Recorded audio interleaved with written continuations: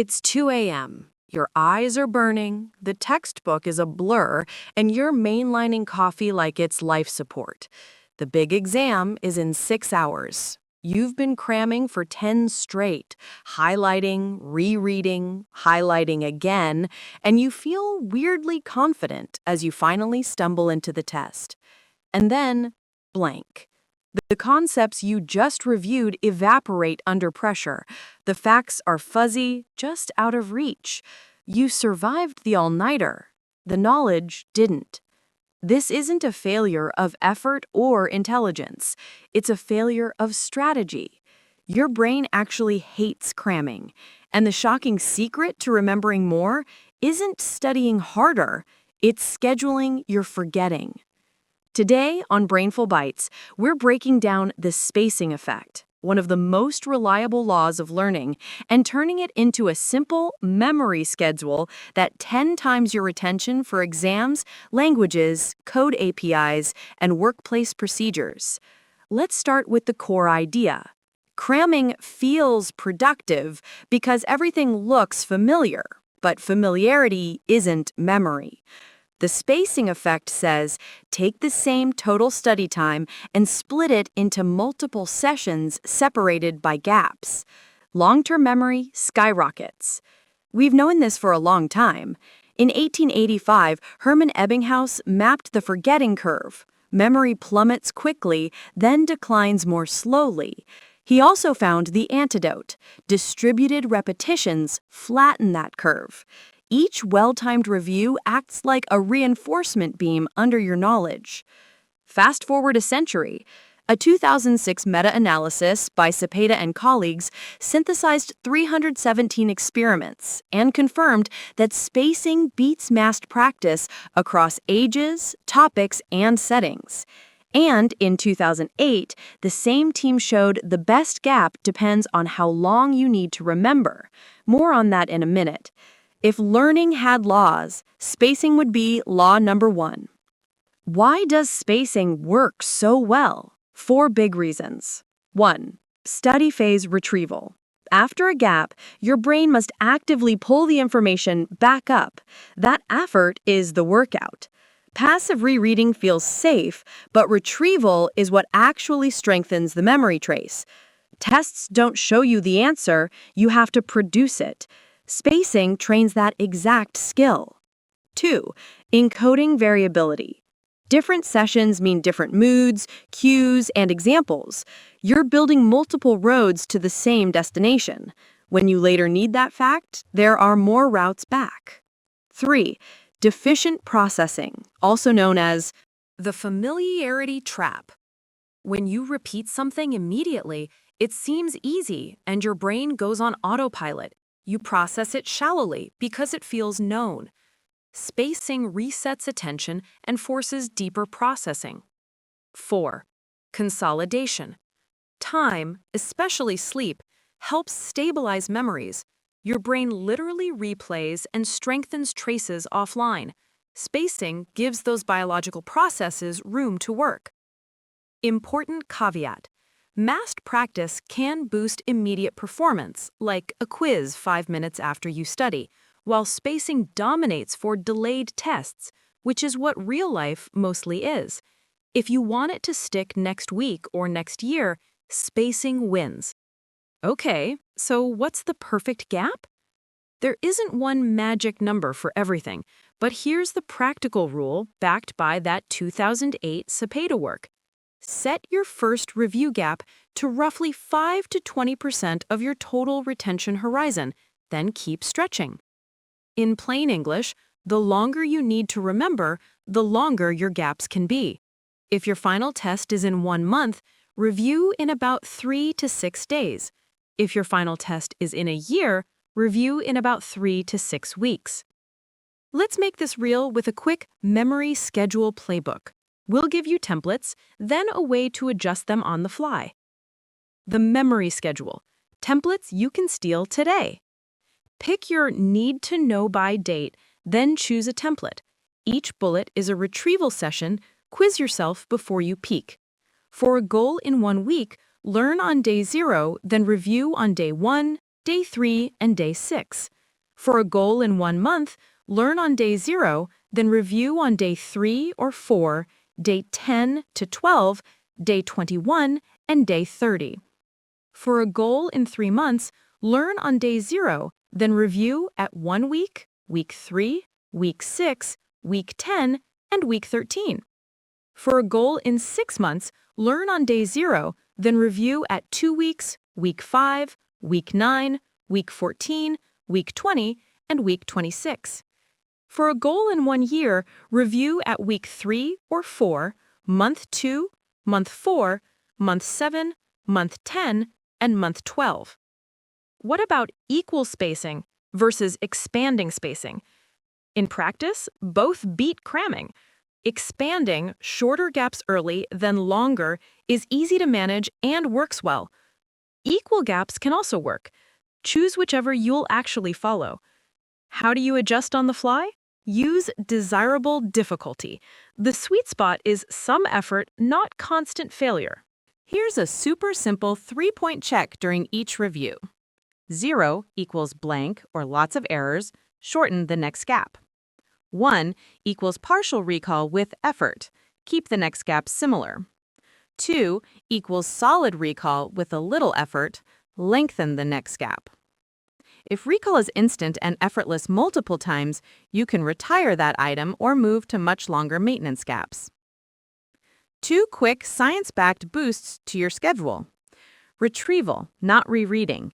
Each session should start closed book. Brain dump or cover the answer, then check. This testing effect is the power combo with spacing. Mix contexts. Sometimes review at a different time of day or with a different example. Encoding variability builds more cues. Optional nerd note. Spaced learning even shows up in the brain. fMRI work suggests spaced repetitions reduce repetition suppression and enhance recognition, pointing to deeper neural processing than massed reps. Common traps to avoid. The familiarity illusion. Feeling fluent after rereading is not the same as being able to recall later. If it feels easy, you're probably not spacing enough. Waiting too long. If you blow past the optimal gap and fail every recall, trim the gap back. You want struggle, not shutdown. Overscheduling. You don't need to micromanage every minute. A handful of well-timed reviews beats daily grind. All right, time to turn this into a system you can use today. Here's your Brainful Bites toolkit. Toolkit Step 1. Turn knowledge into atomic prompts. Convert notes into bite-sized questions or flashcards. 1 idea per card. For example, for a concept, you might ask, what are the 4 mechanisms behind the spacing effect? For a procedure, sequence for monthly data audit. List steps in order. For vocab, define opportunity cost in 1 sentence plus a quick example. For skills, design short do-it prompts, like write a function that returns Fibonacci of n iteratively. Toolkit Step 2. Pair spacing with active retrieval. Start each session by trying to recall or perform. Use a blank page brain dump, explain out loud, or answer the prompt before checking. If you get it wrong, immediately correct it and do 1 quick, successful retrieval before moving on. You're teaching your brain the right pattern, not rehearsing errors. Toolkit Step 3. Schedule backwards from your goal. Pick the end date and drop in 3 to 5 retrievals using the templates above. First review is roughly 5 to 20% of your total horizon. For example, for a 30-day goal, learn today, then review on day 3 to 5, then day 10 to 12, then day 21, with a final check on day 30. For team procedures, schedule micro drills, 5 to 10 minutes, on a spaced cadence instead of giant annual cram trainings. Toolkit Step 4. Choose your tools, lo-fi or software. Lo-fi, calendar reminders, or a simple spreadsheet with columns for item, last reviewed, next review, and difficulty from 0 to 2.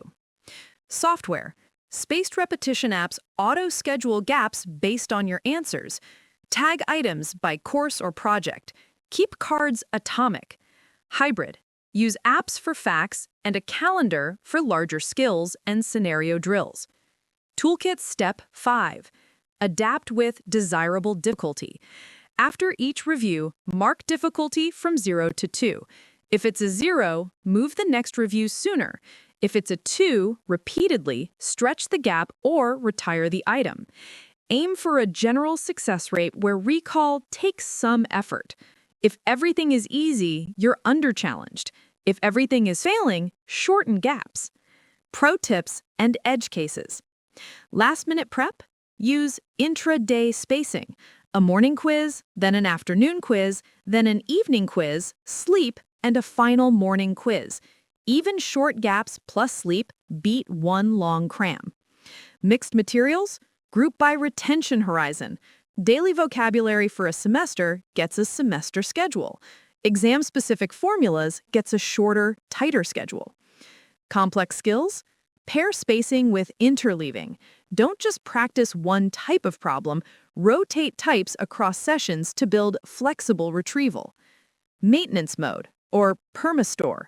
For knowledge you want for years, shift to monthly or quarterly refreshers after the initial build.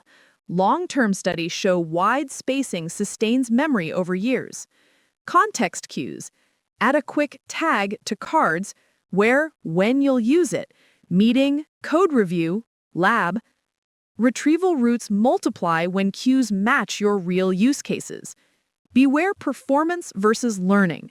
A same-day practice test can look great after cramming. Judge your method by how much you remember days and weeks later. Let's zoom out. Your brain isn't a bucket you fill once. It's a biological system that strengthens with effort, rests to consolidate, and then strengthens again. Spacing is the training plan. Retrieval is the exercise. Sleep is the recovery. Put them together, and you get durable, flexible knowledge. Here's your 10-minute quick start for this week. First, pick one topic you must know in the next month. Work procedure, exam unit, or a set of 20 key terms. Second, create 2 to 12 atomic prompts. Keep them short and specific. Third, schedule 4 reviews right now. Day 3 to 5, day 10 to 12, day 21, and day 30. Fourth, during each review, quiz first, then check. Mark difficulty from 0 to 2 and adjust the next gap accordingly. Want some science receipts? Ebbinghaus gave us the forgetting curve, and Cepeda et al. 2006 showed spacing's reliability across hundreds of studies. Cepeda et al. 2008 mapped how optimal gaps scale with your goal horizon. And Baric and Phelps showed that wide spacing supports memory over years. The takeaway? Timing matters as much as time spent. What's the one skill or topic you're going to master with a memory schedule? Drop your plan in the comments. Include your goal date and your first 2 gaps. Your template might be exactly what someone else needs to ditch the cram spiral. If this episode helped you unlock a smarter way to learn, share it with a friend or teammate who's still highlighting their soul away at 2 a.m. And tell us what brain-bending topic you want next. Biases, habit loops, decision traps, we read every suggestion. Until next time, keep your brain hungry and your learning spaced.